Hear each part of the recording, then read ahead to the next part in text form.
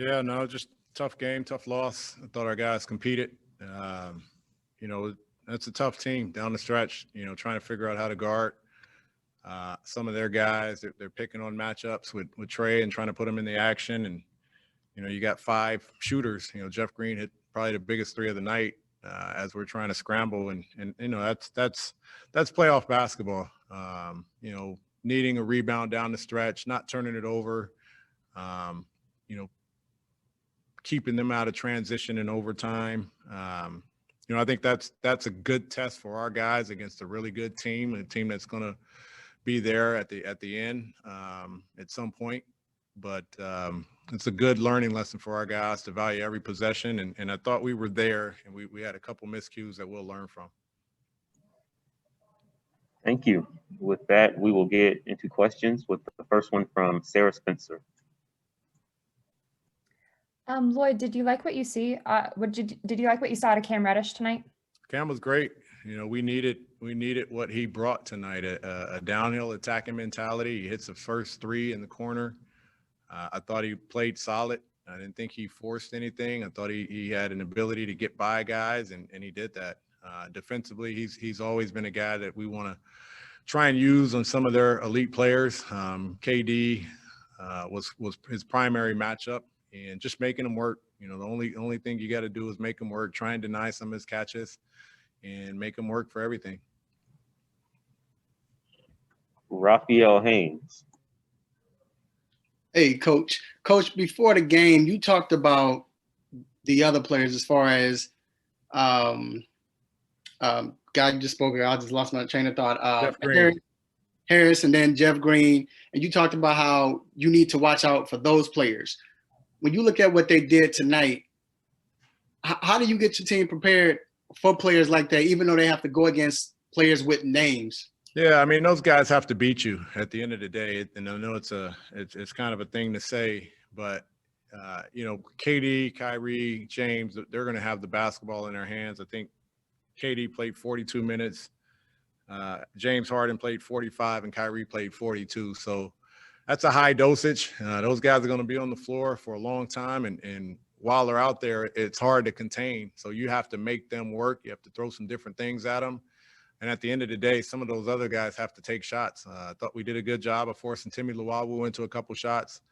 I thought we did a good job of trying to get the ball out of those guys' hands. And Brown hurt us. You know, we slipped out of some of those pick and rolls where we're trying to get the ball out of James' hands. And he hurt us with a couple slips and just easy layups at the rim and not having our weak side pulled in all the way.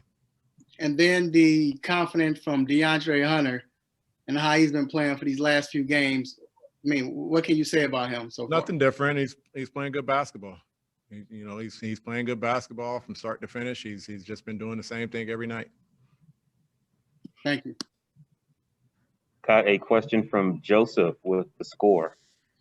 Hi, Coach. I know in your opening remarks there, you mentioned Brooklyn trying to put Trey in some actions. And one question I had there, because with Trey, it doesn't seem like it's an effort issue. And I know when players struggle on the offensive end, people acknowledge that it's, maybe a guy is just not a great shooter or it's a certain skill thing. But when a guy struggles defensively, a lot of people assume it just must be an effort issue. And I was wondering if you can maybe talk about how, like, Trey's effort on that end and maybe just some of the things that he's not able to do, but it's not necessarily any fault of his. No, I thought he played with tremendous effort tonight.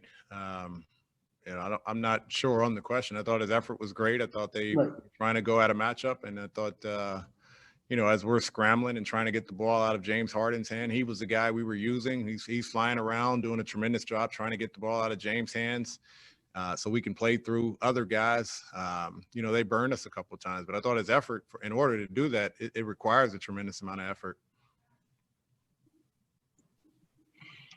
Caleb Johnson from 92.9.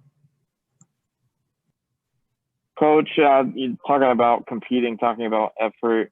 Does it mean any more to you or make a difference to you that you saw your team able to do this on a back-to-back? I think it's growth. We've got to a point where I think we're in pretty good shape. Using back-to-backs in this climate is good for us. I think just having the ability to play again, we're not practicing much, and so we've gotten ourselves in shape through the games. And I thought our guys were tremendous. I didn't see fatigue. You know, Clint got tired late in that fourth quarter. We had a great run with him out there, and he was really fatigued because he's defending nothing but a small lineup.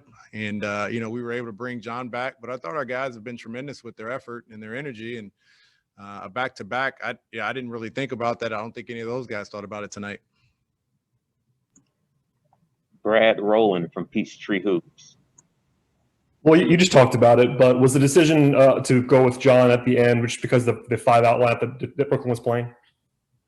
Clint was tired when we subbed him out, and we brought John. John was out for a stretch, and we had our 4 smalls. And when Clint got fatigued, we were running. We made a nice run. I think they took the lead. We made a nice run with the group, and all of the action was playing through Clint on the offensive end, just using him in the trail and trying to get some movement and some pace, and kind of went back and forth, offense and defense. Both teams were scoring, but we got ourselves back in the game. And, you know, and he's chasing those other guys, Jeff Green and some of those other guys around. So by the time he got fatigued, we brought John back in, and I think it was 3 or 4 minutes, and the next thing you know, we're in overtime.